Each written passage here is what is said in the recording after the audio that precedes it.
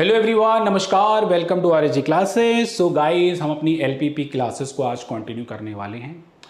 Last 3 classes में, specially second, third and fourth class में, आज तो क्लास नंबर 5 है आई बिलीव, है ना। सेकंड क्लास में हमने सोल्यूशन ऑफ एलपीपी पढ़ा using graphical method. Third class में हमने उसके और सवाल किए एंड फोर्थ क्लास में हम लोगों ने एक्सेप्शनल केसेस पढ़े।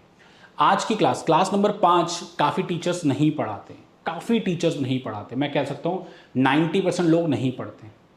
ठीक है, मैंने आपको बताया था कॉर्नर पॉइंट से जो भी आप फाइनल सोल्यूशन आप निकालते हो, कभी कभार इसके अलावा और भी सोल्यूशन एग्जिस्ट कर सकते हैं, जैसे मल्टीपल ऑप्टिमल सोल्यूशन में आपने देखा था। ठीक है, तो आज हम देखेंगे कॉर्नर पॉइंट से जो हमारा आंसर आ रहा है वो एक तरीके का फुल प्रूफ आंसर है भी या नहीं है, वो मैं आज बताने वाला हूँ आप लोग को। बहुत ही इंटरेस्टिंग है। देखो ना, ग्राफ बनाने ना कुछ करने, वो मैं डायरेक्टली ना पूरा क्वेश्चन ग्राफ वगैरह सब कुछ बनाया हुआ आपको दिखाऊंगा, बट आपको बताऊंगा कि कॉर्नर पॉइंट ही क्यों इस जेड की मैक्सिमम, मतलब इन कॉर्नर पॉइंट से ही क्यों जेड की मैक्सिमम वैल्यू आ रही है या जेड की मिनिमम वैल्यू आ रही है। ओके, इसको हम लोग बोलते हैं dashed line method. Dashed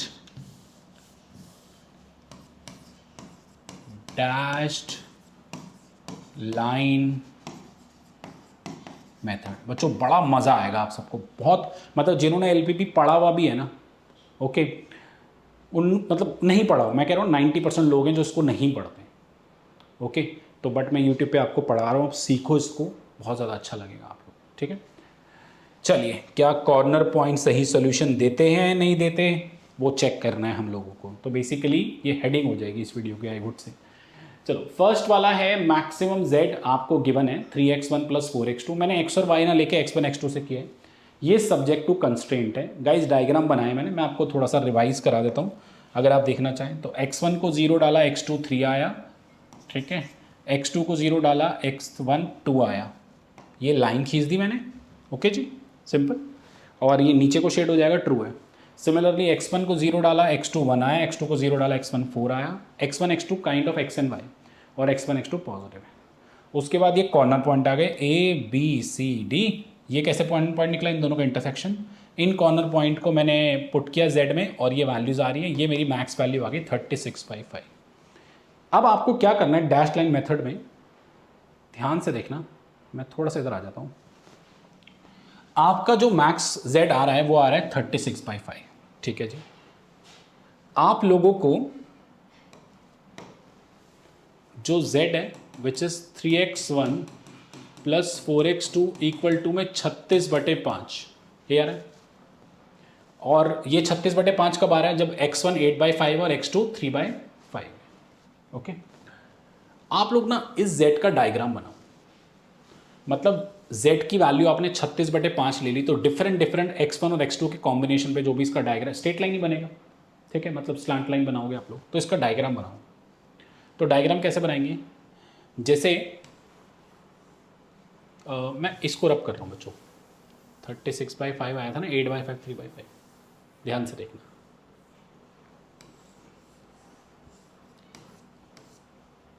okay, x1 x2, ठीक है। जब x1 को 0 डाला तो आया 36/20। मैं एक बार अपना फ़ोन ले लूँ। फ़ोन में किसे ले रहा हूँ बच्चों, 36/20 वो कैलकुलेशन के लिए 1.8 आ रहा है। ठीक है जी। और अगर x2 को 0 डालेंगे तो x1 कितना आएगा, 36/15 2.4। ठीक है, और एक 8/5 और 3/5 भी तो है ना भाई। x1 को 8/5 डालेंगे तो x2 यही आएगा, बिकॉज 8/5 3/5 पे 36/5 आ रहा है। तो बेसिकली इसका डायग्राम है। कुछ लोग अगर एक कॉन्सेप्ट पढ़ते हो मल्टी वेरिएबल ऑप्टिमाइजेशन में, जिसको लेवल कर्व कहते हैं, it's a kind of level curve, जहाँ पे z को कांस्टेंट लेके हमने डायग्राम बना रहे हैं। कुछ लोगों को ये वर्ड अगर नहीं समझ में आ रहा तो स्किप कर सकते हैं, कोई दिक्कत नहीं। तो देखो 0,1/8, ठीक है जी, 0,1/8। कलर हम ले लेते हैं, ये वाला ले लेते हैं, चलो 0,1.8 somewhere here, 2.4,0 somewhere here, and 8/5 this. तो इसको ना एक डॉटेड लाइन बना दो। डॉटेड लाइन बना दी। मतलब इस डॉटेड लाइन पे x1 और x2 के जितने भी कॉम्बिनेशन हैं आप यहाँ पुट करोगे आपको 36/5 मिलेगा। फिर ना हम लोगों को तलाश करनी थी मैक्सिमम z की, तो 36/5 तो कॉर्नर से आ गया। एक काम करो 36/5 के अलावा कोई और बड़ा z ले लो। 36/5 जैसे कि होता है आपके पास 7.2 होता है शायद, है ना। तो 7.2 की जगह मान लो इसको 10 ले लो, अज्यूम कर लो 10। आप इससे बड़ा z लो, भाई मैक्सिमम तो 10 भी हो सकता है। बट अगर मैं 10 लेता हूँ तो x1 को अगर मैं x2 को 0 डालता हूँ तो x1 आता है आप लोगों के पास 10/3 यानी 3.3, ठीक है, समवेयर हेयर। एंड x1 को 0 डालता हूँ, एक सेकेंड, पहले मैंने x1 को 0 डाला तो x2 आया 10/4 यानी 2.5, आई एम सॉरी 2.5, ओके। और अगर मैं x2 को 0 डालता हूँ तो x1 आएगा 10/3 3 पॉइंट समथिंग सम। तो बेसिकली ये लाइन आ जाएगी, ठीक है। इससे क्या पता लगा, एक बात बताओ, थोड़ा सा अगर डायग्राम में कुछ लोचा हो तो माफ़ी चाहता हूँ आपसे। इससे पता लगा कि इस पे z 36/5 था, इस डॉटेड लाइन पे z की वैल्यू 36/5 थी, इस डॉटेड लाइन पे z की वैल्यू 36/5 से बड़ी है, मतलब 10 है लेटर सपोज। तो इसका मतलब है डॉटेड लाइन जैसे ऊपर जाती जाएगी z बढ़ता जाएगा, है ना बच्चों, बोलो। और ये सारी की सारी डॉटेड लाइन जो मैं बना रहा हूँ ये पहली वाली डॉटेड लाइन पे पैरेलल बना रहा हूँ, बिकॉज मैं राइट साइड चेंज कर रहा हूँ, x1 x2 के कोफिशिएंट चेंज नहीं कर रहा। तो मैं आपको ये बताना चाहता हूँ कि अगर आपसे पूछे कि इन चारों में सबसे बड़ा z कहाँ आएगा, आप बोलोगे सर सबसे बड़ा z यहाँ आएगा, क्योंकि हमें इन दो से पता लग गया जितनी डॉटेड लाइन ऊपर जाती है मतलब राइटवर्ड शिफ्ट होती जाएगी, ठीक है, तो आप लोगों के पास z आपका बढ़ता जाएगा। तो मैं पूछूं इन चारों की चारों लाइन में से सबसे बड़ा z कौन सा है, तो आप बोलोगे सर सबसे बड़ा z तो इस वाली लाइन पे मिलेगा। तो मैं बोलता हूँ आपने इसे मैक्सिमम कंसीडरेशन, इसको मैक्सिमम क्यों नहीं कंसीडर किया।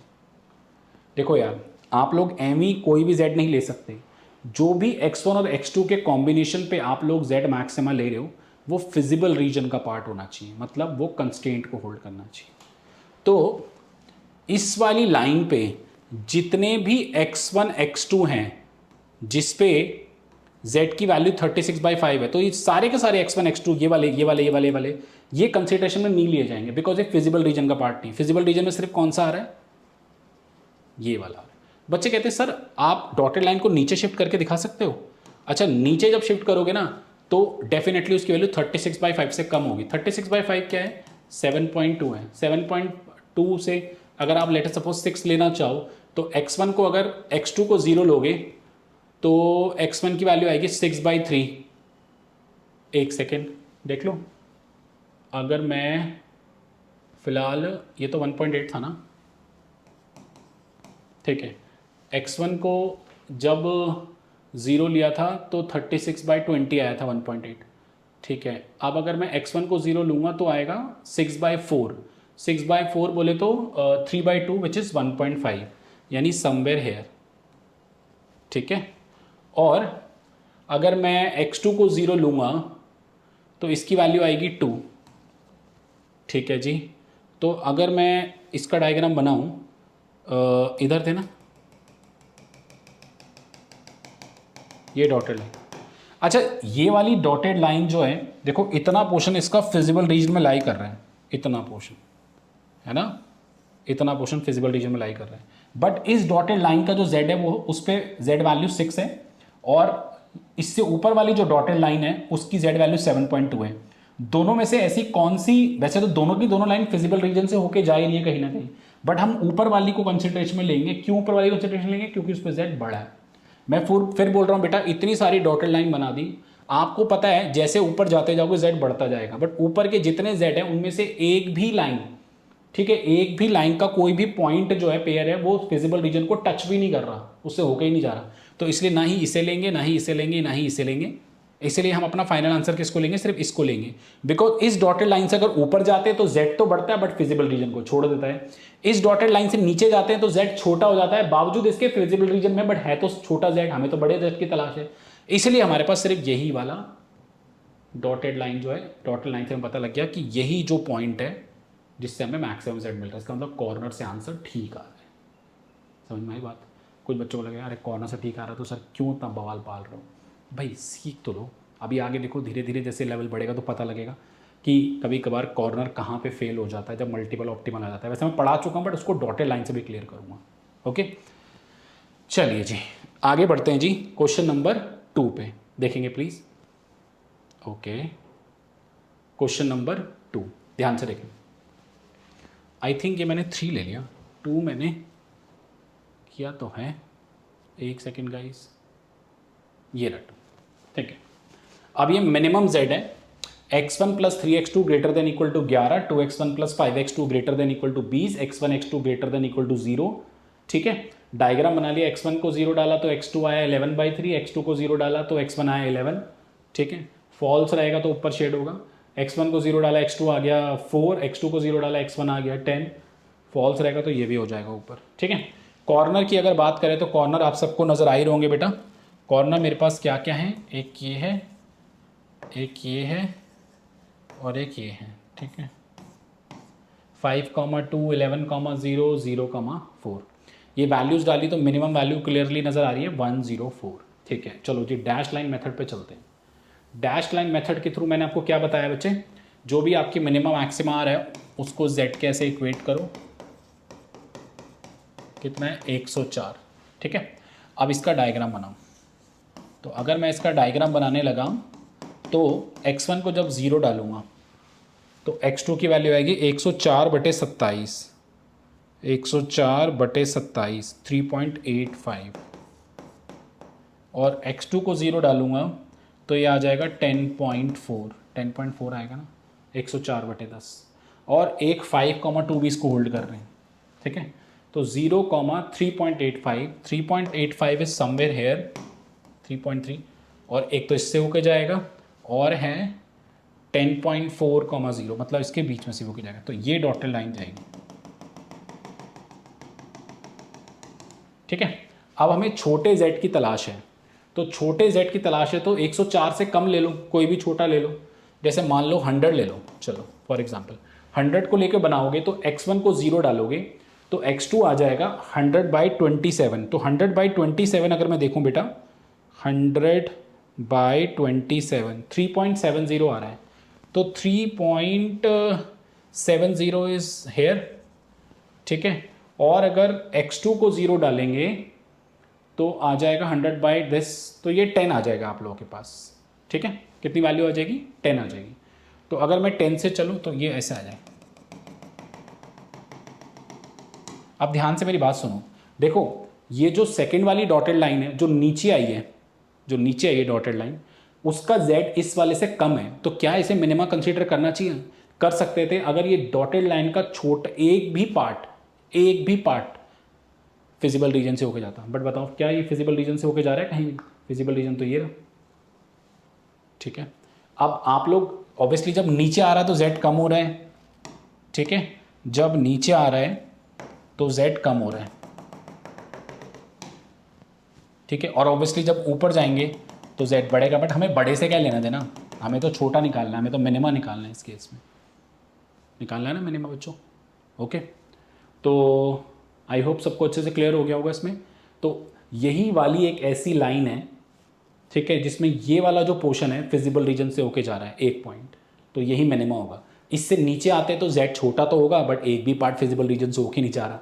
इससे ऊपर आते तो z बड़ा हो जाएगा, उससे हमें क्या लेना देना बड़े z से, कोई लेना देना नहीं है। ओके, बट पता है बच्चों ये तो बात आपको क्लियर होगी, बट मान लो अगर ये मैक्सिमम z होता तो बड़ा इंटरेस्टिंग हो जाता कि ऐसे पता रट्टा में मान लेना, जो ऊपर जाता है तो z बड़ा होता है, नीचे आता है z छोटा होता है, डिपेंड करता है z का फंक्शन कैसा है।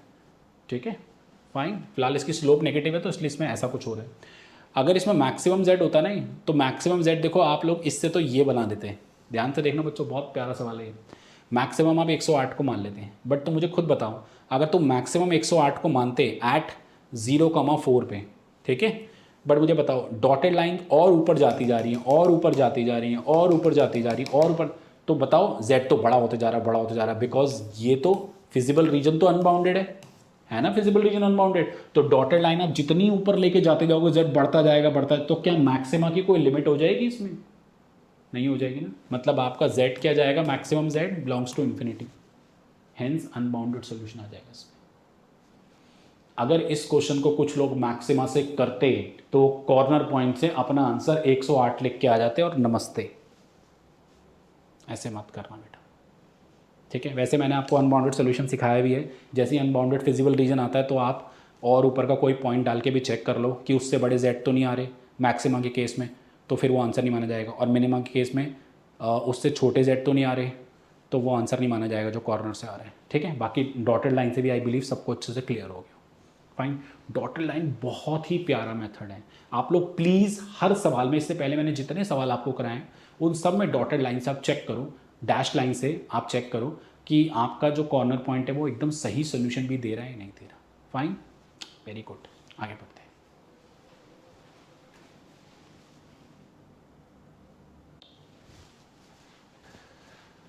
चलिए गाइस, तो दो दो इक्वेशन हो गए। अब एक बारी तीन तीन इक्वेशन का भी देख लेते हैं। देखिए मैंने ये 3 इक्वेशन वाला क्वेश्चन लिया है और इसमें भी मैं आपको डैश लाइन मेथड से कराऊंगा, डॉटेड लाइन से। मैक्सिमम जेड है, सब्जेक्ट टू कंस्ट्रेंट है, तो आराम आराम से एक एक पॉइंट पहले आपको समझा देता हूँ। कर ले लेते हैं ये वाला, देख लीजिए। x1 को 0 डाला, x2 आया 25 और x2 को 0 डाला, x1 आया 50। तो 25 और 50 ये पहली वाली लाइन है जो पिंक वाली है।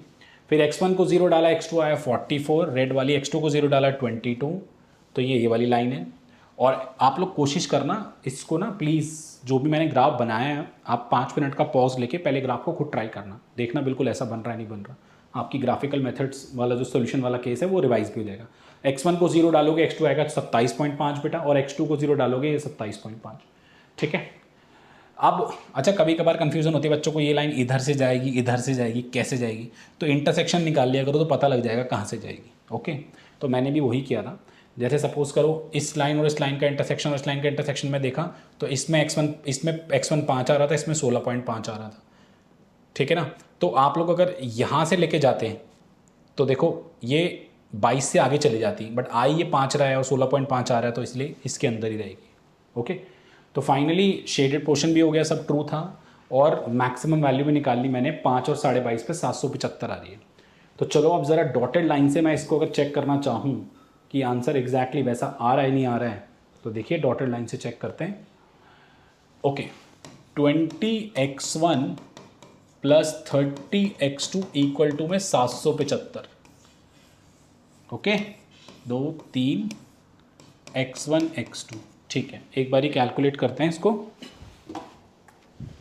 मैं अपना फ़ोन लेने गया था बच्चों, तो कैलकुलेट अगर करें तो x1 को 0 डालेंगे तो x2 आएगा 775/30 यानी 25.8, 25.8 समवेयर हेयर।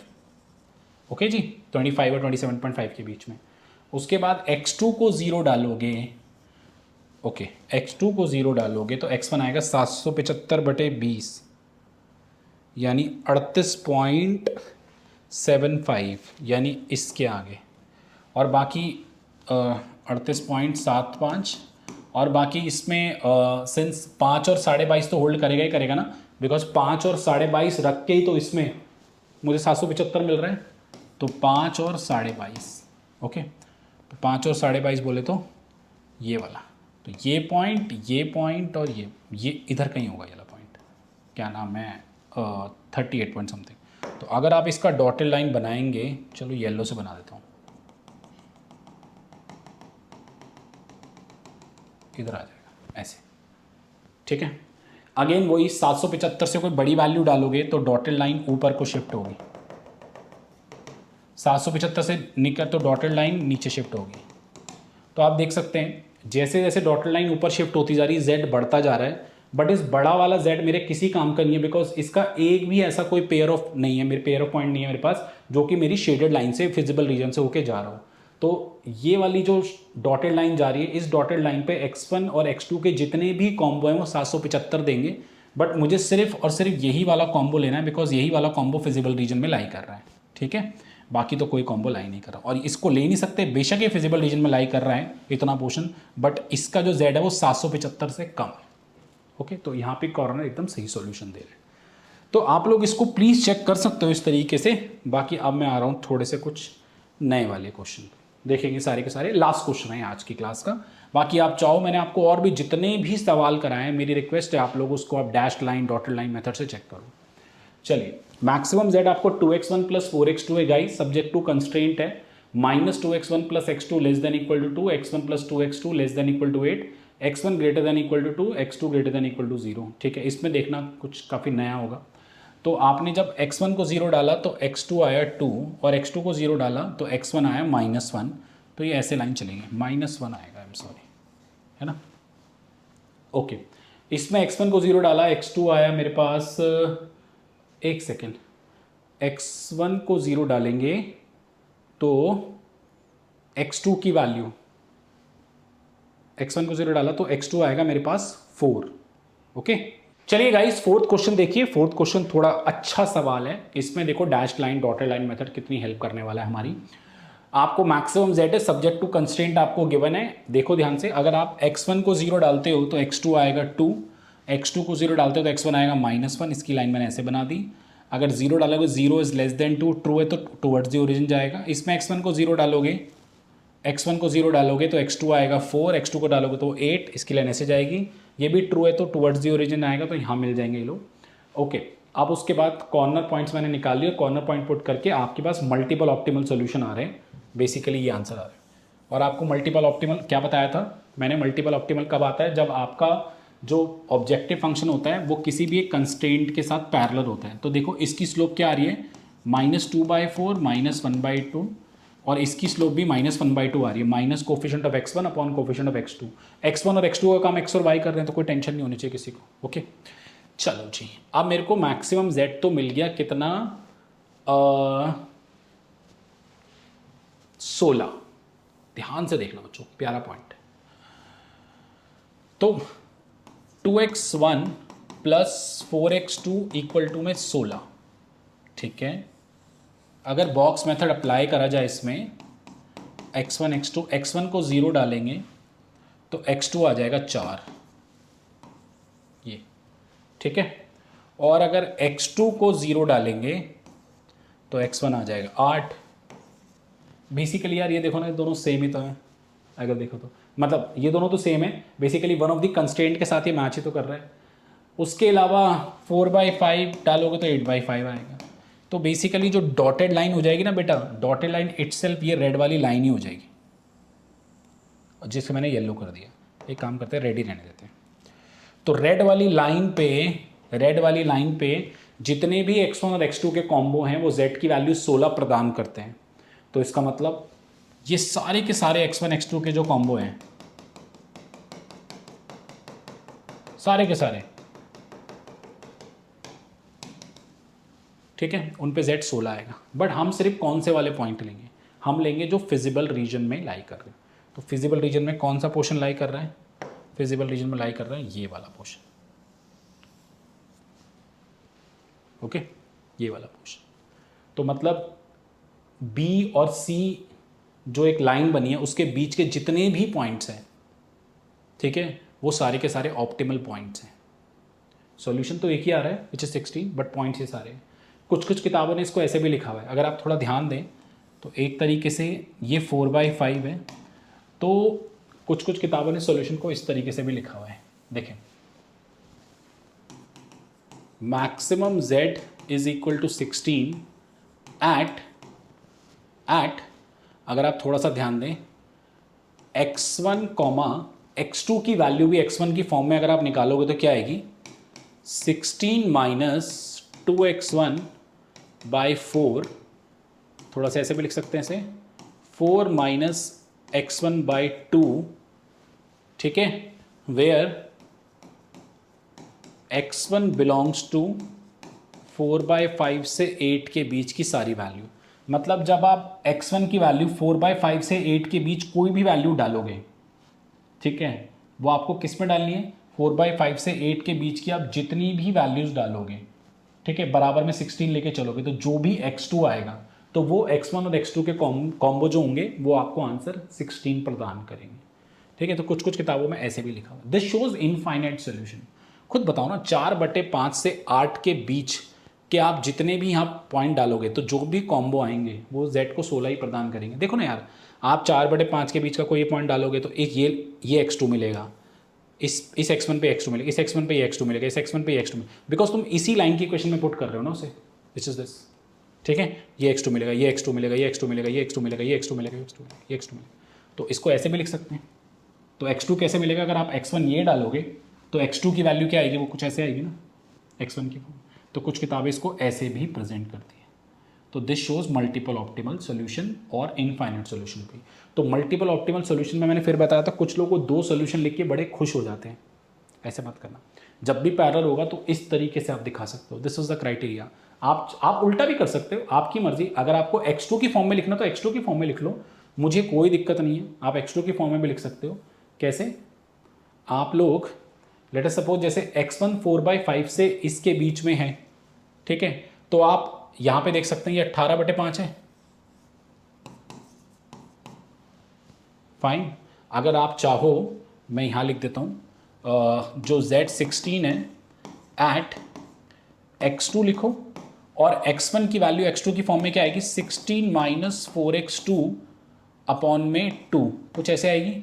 वेयर x2 किसके बीच में लाई कर रहा है मुझे बताओ, x2 जो है वो 0 से लेके 18/5 में, ऐसा कुछ आएगा, बोलो। 0 से लेके 18/5 की अगर वैल्यूज में देखें तो देख लो, 0 से लेके 18/5 पे। सी अगर आप ऐसे देखना चाहो, आपको सिर्फ इतना पोर्शन चाहिए ना, जैसे जब x2 0 है, ठीक है, तो x1 कितना है, 8 है, तो 0 पे ये 8 आ रहा है। जब x2 इतना है तो x1 ये है, ठीक है, जब x2 इतना है तो x1 ये है, जब x2 इतना है तो x1 ये है। समझ पा रहे हो, अगेन आप इसी में ही आ जाओगे। और जब x2 18/5 है तो x1 4/5 है। तो उल्टा भी चल सकते हो, कोई दिक्कत नहीं, आपकी मर्जी। आप ऐसे भी लिख लो, आप ऐसे भी लिख लो। आई होप सबको, जिसको थोड़ी थोड़ी मैथमेटिक्स आती है उसको बड़ा मज़ा आ रहा हो। बाकी तो पढ़ना पड़ेगा, जिनको ये टॉपिक पढ़ना ही पढ़ना है। ओके, तो डॉटेड लाइन मेथड आपके मात्र 5 मिनट या 4 मिनट ज़्यादा ले लेगा, बट आपको फुल प्रूफ कर देगा कि ग्राफिकल मेथड से जो आपने सोल्यूशन निकाला है ना यार, वो ठीक है या नहीं है। ओके, तो इस क्लास की हेडिंग कुछ हम ऐसे ही रखेंगे, क्या कॉर्नर पॉइंट सही सोल्यूशन प्रोवाइड करते हैं या नहीं करते। ओके, तो चलिए, आई होप आपको क्लास अच्छी लगी हो, एंड कमेंट करके ज़रूर बताओ कैसी लगी क्लास। लाइक करो, एंड प्लीज़ हो सके तो अपने क्लास में, कॉलेज में शेयर करो, कि मतलब खुद ही LPP पढ़ लोगे और दूसरों को बस बताओगे नहीं, बड़ी गंदी बात है। प्लीज़ शेयर करो। नमस्ते।